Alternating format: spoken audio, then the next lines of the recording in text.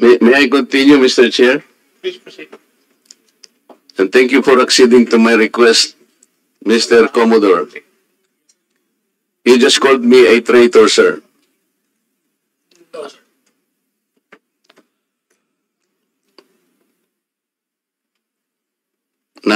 Nasa Facebook po, nasa social media. Sir, I didn't use the word traitor. Mr. Chair, with your permission. Butit inulit mo, Commodore. Bago ka sumagot doon sa tanong niyang Juan, patapusin mo muna yung legislator and then you wait until you are recognized by the chair, okay? Yes, sir. Thank you. Thanks, sir. Please proceed. You said that you did not say that I am a traitor, but it is in the social media. Did you take an effort to clarify that so that you could not mislead people because they might believe that you have said that? It is only now that you are disowning this statement. Mr. Chair. Mr. Chair. Yes, sir. To the Honorable Marcoleta, sir. Let's put it on record. I did not use the word traitor in describing your statement that the West Philippine Sea ay kathang-isip lamang po. Let me read my post on X. I stand by the statement of President Bongbong Marcos when he said ang West Philippine Sea ay hindi kathang-isip natin lamang. Ito ay atin, ito ay mananatiling atin hanggang nag-aalab ang diwa ng ating minamahal na bansang Pilipinas. Hearing someone claim that the West Philippine Sea is merely a fabrication of the Philippine government is a disservice and an embarrassment to their entire party, the organization he belonged to, and even their own family. How can the one face the younger generations today and tell them that our exclusive economic zone to the west of our archipelago is non-existent, effectively giving up the fight to assert their rights as Filipinos in the West Philippine Sea? Mr. Chair, sinabi ko ba na katang-isip ang West Philippine Sea? I cannot recall, Mr. Chair. Hindi, kasi ang salita mo dyan, merong nagsabing katang-isip. Sinabi ko ba na katang-isip ang West Philippine Sea? I said I stand by the statement of the President. I did not mention you said it, sir. Meron kang katang-isip na sinabi dyan eh. To whom are you referring that? No, sir. The katang-isip phrase was the President's statement during his SONA. I just merely restated the statement of President Bongbong Marcos. Kaya nga, when he you are now presented to SONA. Kaya mo lang nilabas yan after I said that there is no such thing as West Philippine Sea, but that is in context of the fact that it is not yet registered in the International Hydrographic Organization. Alam mo, Commodore, ang procedure. Tama. Mr. Chair? No, you have to answer, Mr. Chair. Alam Yes, mo yung procedure kung paano maitatala, kung paano natin papangalanan ang isang karagatan na tayo ang may-ari. You know the procedures, right? With respect to the 19th Congress who passed You the have Republic to Act answer my question, Mr. 12064, Chair. the Philippine Maritime Zones Act, sir, the West. Kindly repeat your question. You know, Commodore, the procedures on how we can register the name of a maritime area that we control or that we believe it is ours. You know the procedures on how Yes, to sir. register. Okay.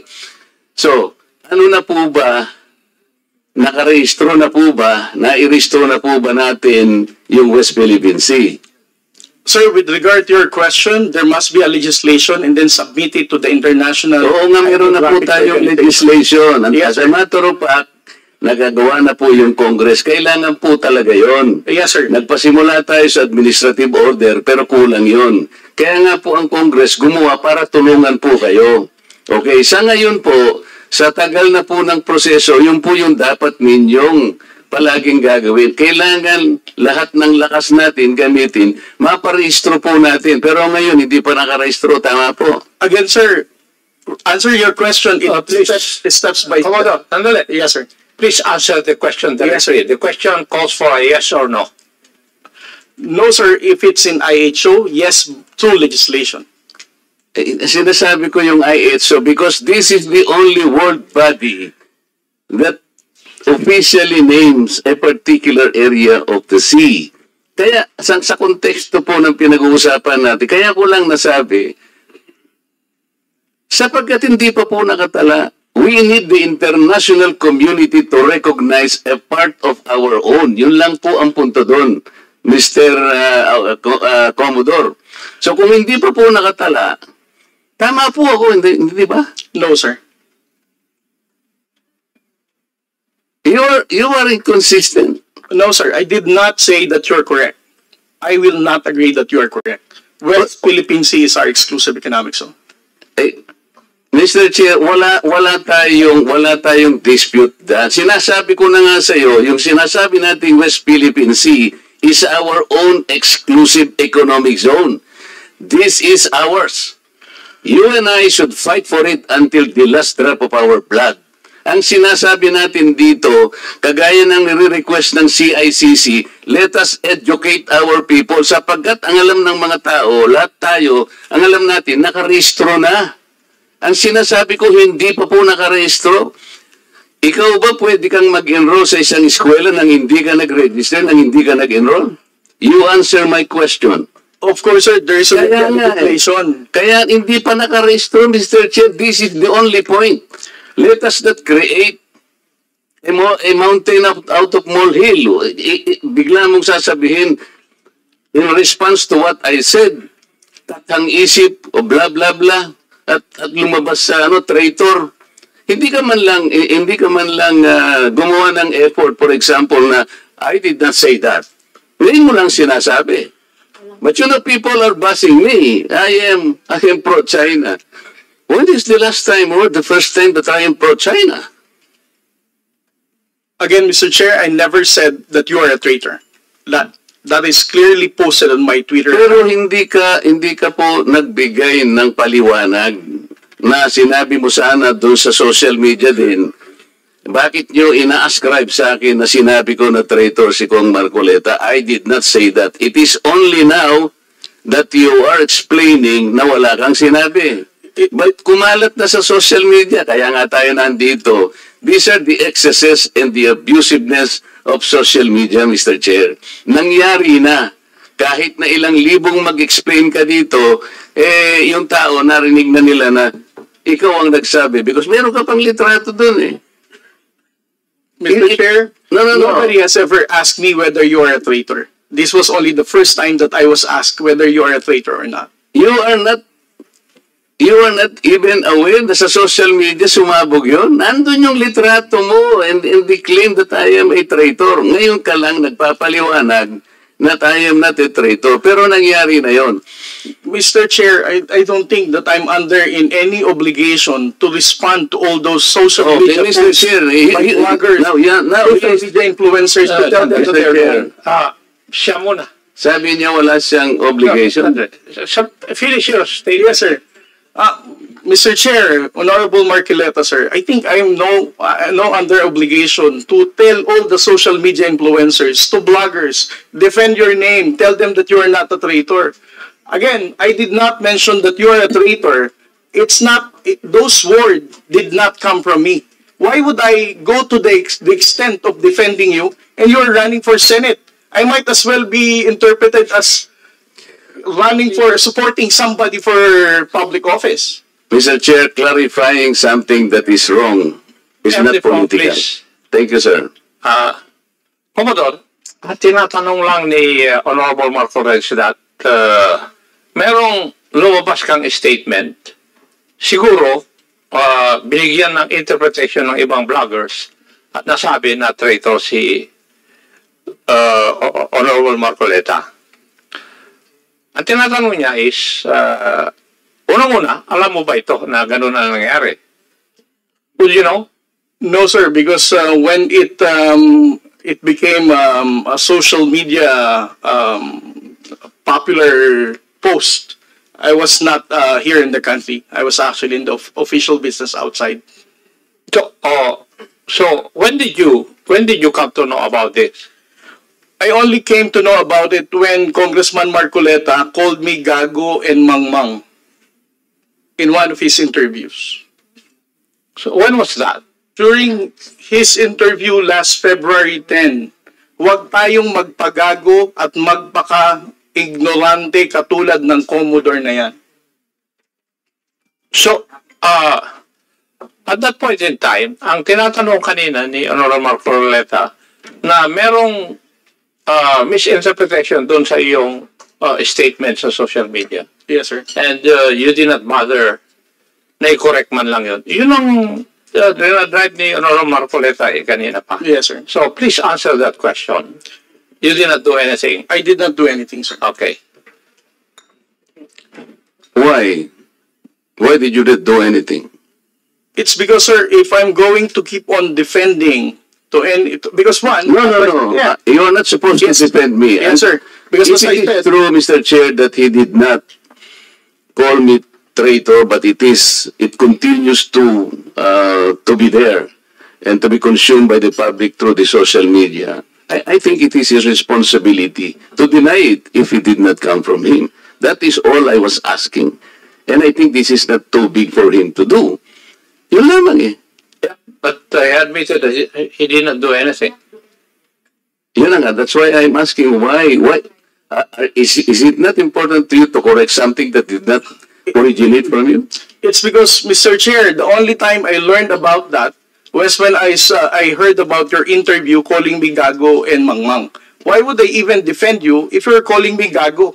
As a commissioned officer of the Philippine Coast Guard, being a spokesperson, calling me Mangmang, not knowing what I'm saying. But actually, if you will read that context, How would I even the defend act you? of doing it is the one that is gago. Di ba? Yung ganon, not necessarily the person eh.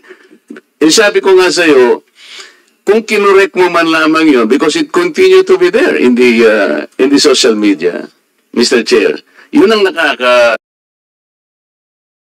sama sapagkat people, hindi ko naman sinabi talaga yun. Mamamatay siya because it came from you.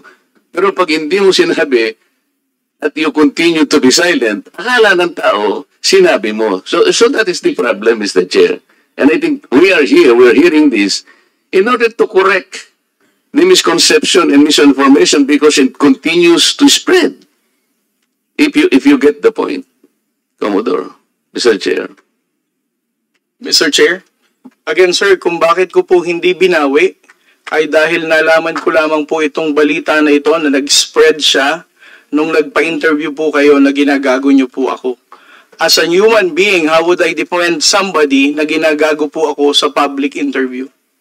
Mr. Chair, kung titingnan mo yung konteksto ng pagkakasalitan, hindi ikaw ang ginagago. Ikaw ang ginagago. Ang sinasabi ko rito, let us defend our own nang hindi tayo nagiging gago o kaya nagiging emotional. It's actually, hindi sa tao eh, kung hindi yung act na, halimbawa wala tayong ginawa o kaya sinabi natin, kasi nagmumula ako, Mr. Chair, sa pagkakasabi na hindi man lang tiningnang mabuti saan ba nang galing itong narrative. Ngayon, i-explain ko nga sa'yo, Commodore, ito'y nangyari doon sa pinagsimulan na dapat nating i-educate ang ating mga kababayan. Yun ang pinagmulan nun. So it is not disservice. I do not deserve to be called a traitor just like that. Kasi ang gusto kong mangyari, lumitaw, ma-informahan natin ng tao na sa ngayon, hindi pa talaga na itatala officially yung West Philippine Sea para malaman ng tao. At yun ang kailangan natin gawin. Pagsikapan natin, pagsakitan natin, ipatala natin, Mr. Chair. Because pag napatala na natin yun at ginugal nila, o talaga palang merong West Philippine Sea. Hindi lamang dahil sa nandun, gumawa na tayo ng batas. Mr. Chair, that is preparatory para maipatala na nga natin eh. Kaya lang natatagalan talaga. Ganun siguro yung proseso. So yung pong mga ibang vloggers, Commodore, hindi nila ma-recognize. Kaya example ko kanina, ginugoogle wini-waste ni Congressman Barbers yung kalye na nirestro na ginagawa-gawa lang ni Congressman Paduano, hindi po niya makita. So nagkakaroon ng confusion doon. The tendency to be misinformed proceeds from the fact na hindi pa talaga na ipatala, sir. That's the only point. Mr. Chair, ngayon, kung babalik po sa Google, Mr. YouTube, ito kumakalat, lumalakad, but you are not doing anything to control this. So, ang dami, ngayon, nagbabas sila sa akin, si Marcoleta, pro-China. Ngayon, may lumitaw na naman through your platform. Lahat po ng senador na kagrupo ni ganito, lahat po sila ay pinopondohan po ng China. Nandito ngayon. I will show it to you before you leave, sir, na lumilitaw na naman dito. So kasama po ako doon sa grupo na yon na pinipinance ng China. Ganun po eh. So it becomes now an election misinformation that will impact on the credibility of the election. Maaaring mamislead po na naman ang mga tao.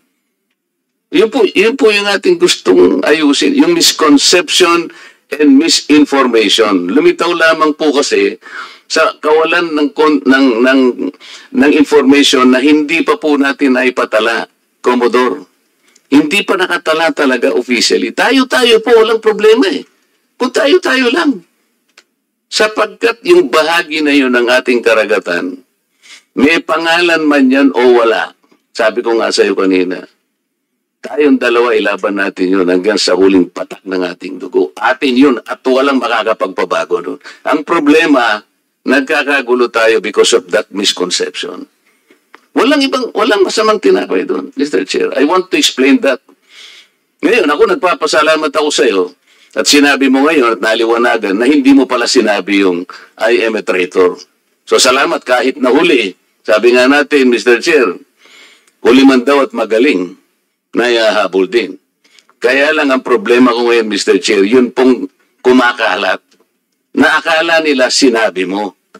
At lumaki nga, sapagkat siguro, dahil medyo nasaktan naman ako, nakapagsalita ako ng wag nating depensa ng sariling atin na magiging emotional tayo o kaya nagpapakagago tayo.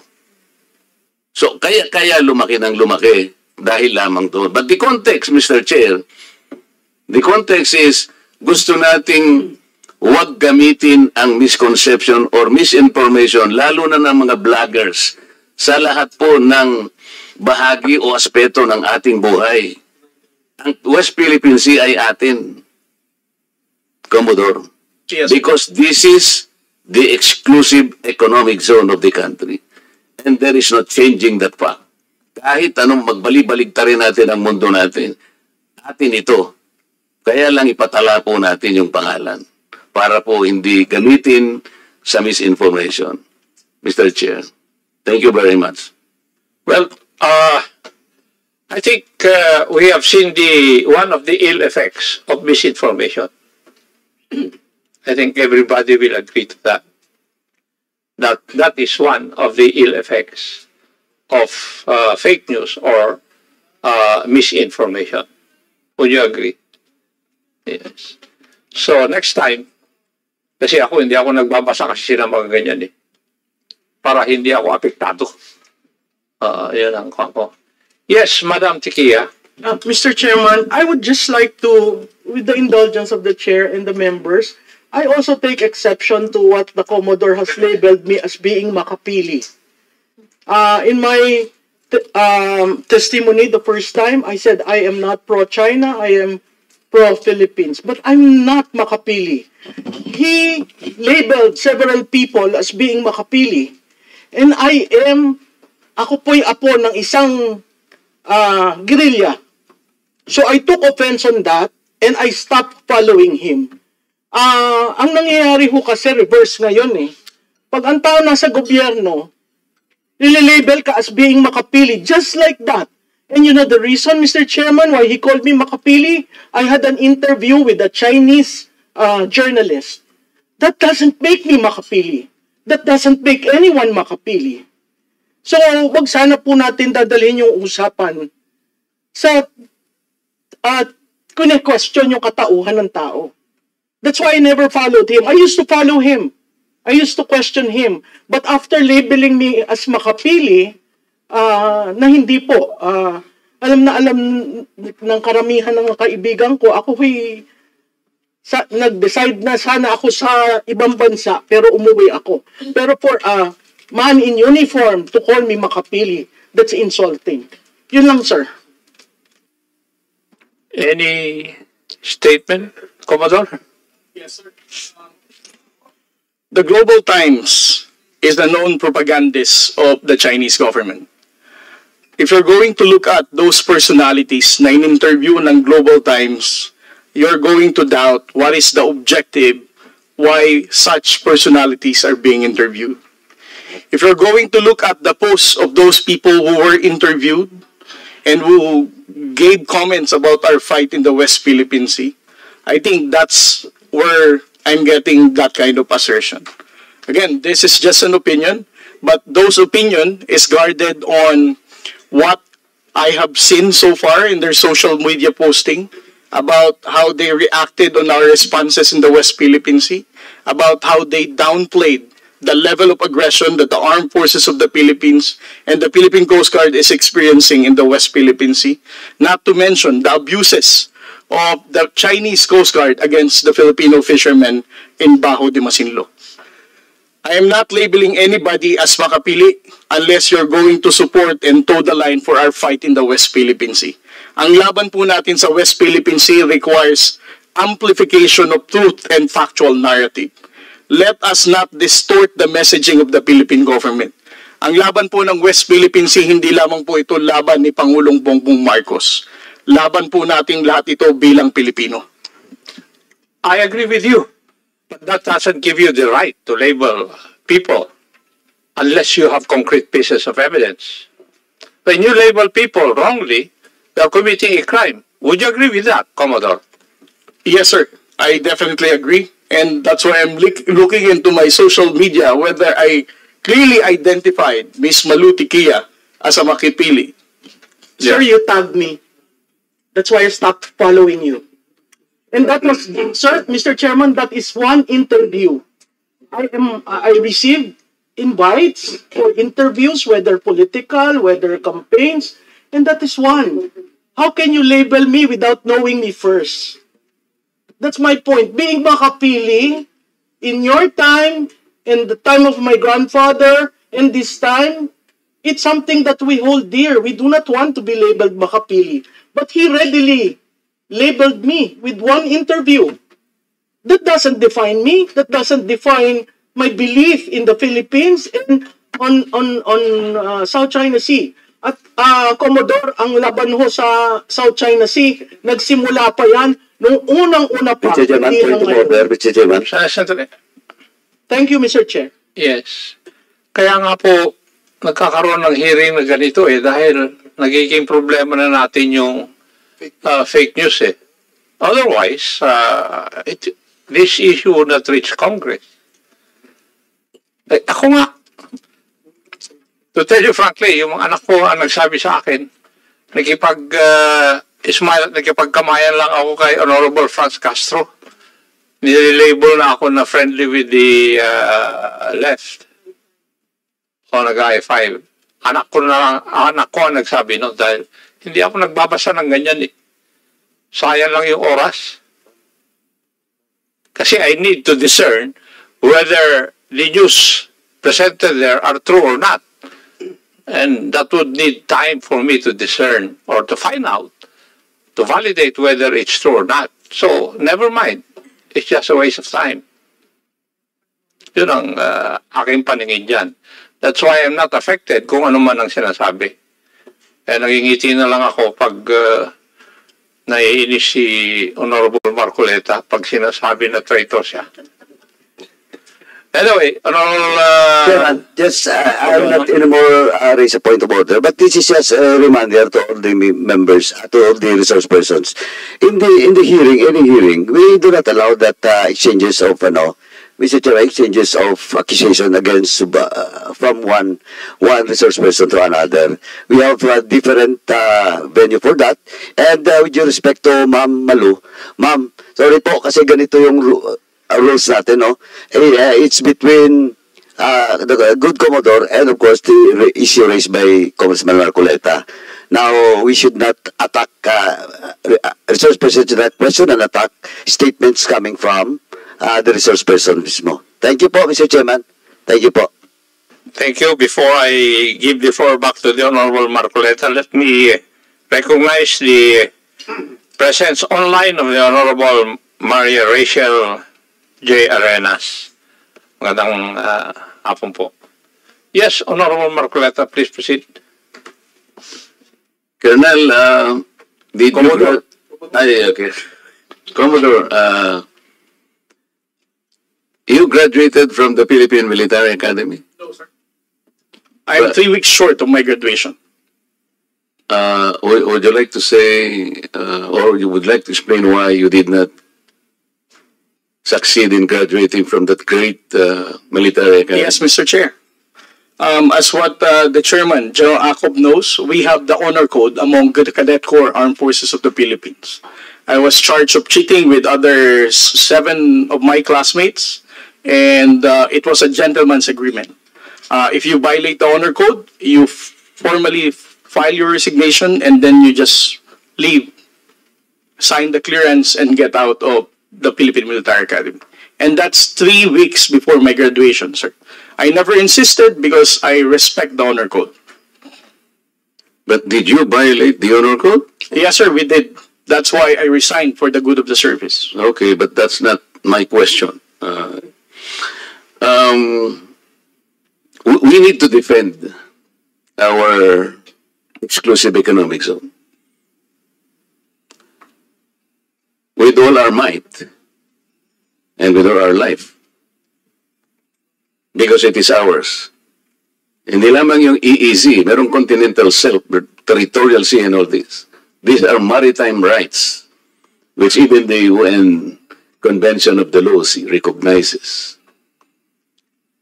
We had an award, yung arbitral award between the Philippines and China, and the subject matter is the South China Sea. You know that, Yes, sir.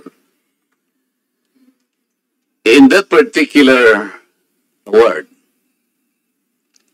the tribunal ruled that the Scarborough Shoal is a traditional fishing ground. Yes, sir. I'm sure you studied that.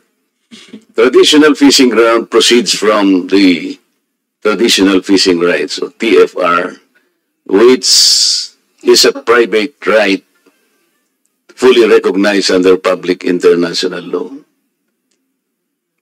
Yes, sir. You agree? Traditional fishing ground. And in that award, the tribunal said, well, the Vietnamese, the Chinese, and the Filipinos can freely fish in that area because it is a traditional fishing ground. Mr. Chair, I think the good Commodore and the rest of the agency that is bound to protect our fishermen could have started along that line. Because a traditional fishing right is a private vested right. It does not concern territory. Sa aking palagay, Mr. Chair, mas magandang maging magandang simula yun. Let's talk to China.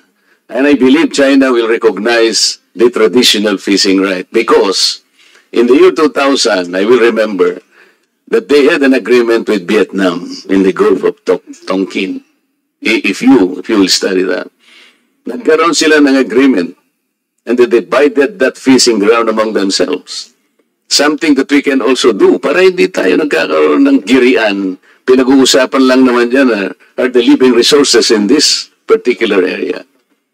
Bakit hindi po natin binibigyan ng emphasis? Why don't we initiate something positive along that line? We had the tribunal ruling. Sabi niya, it is a traditional fishing ground.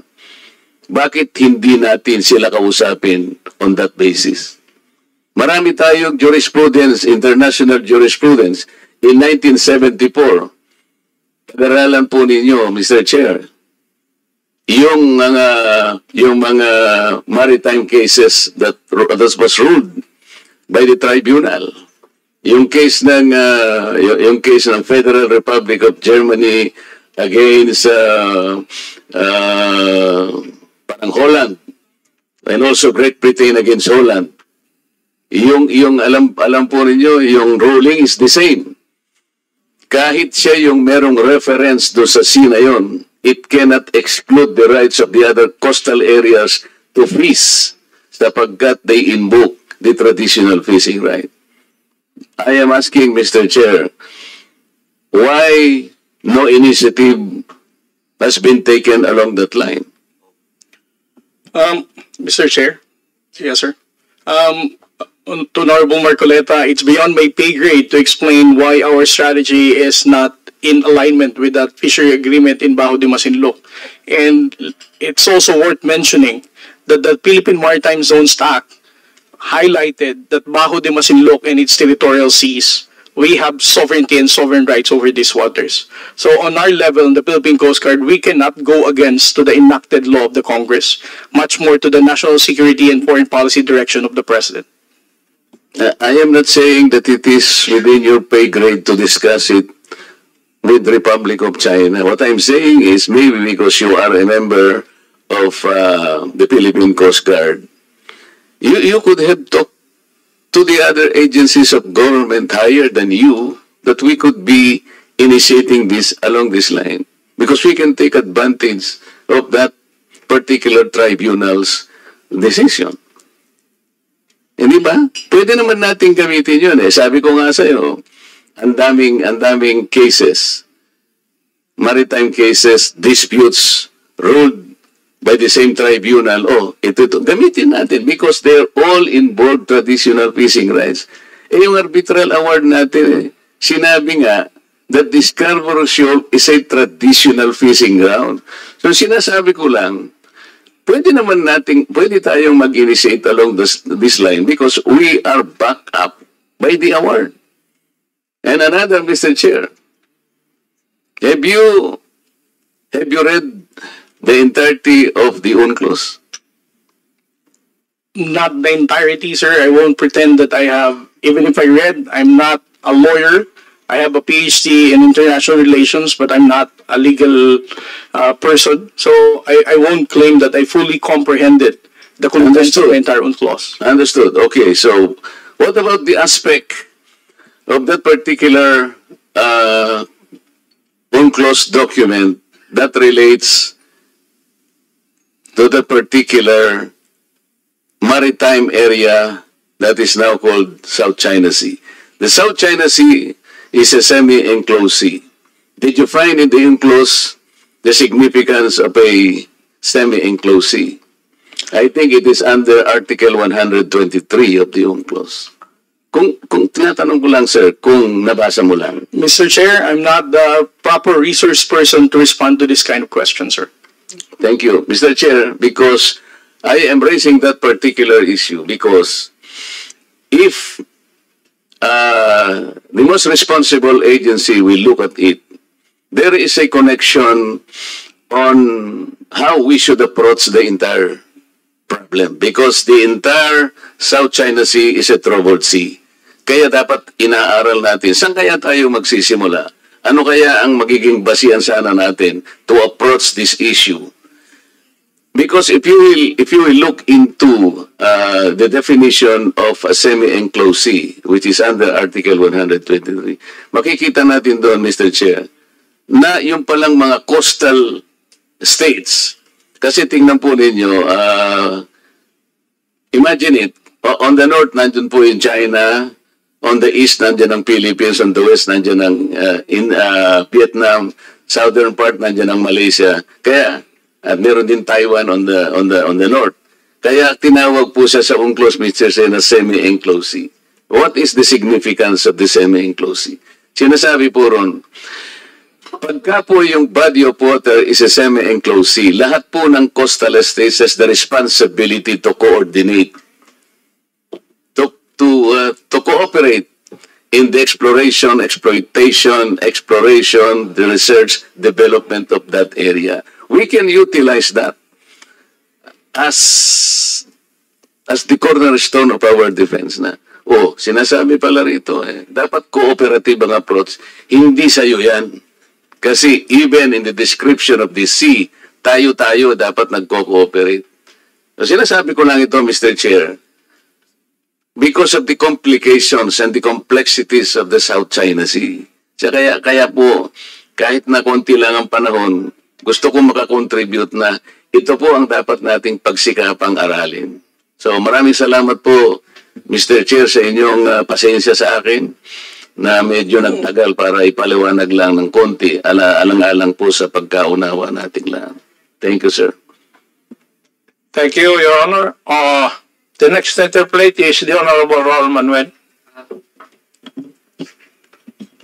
Thank you.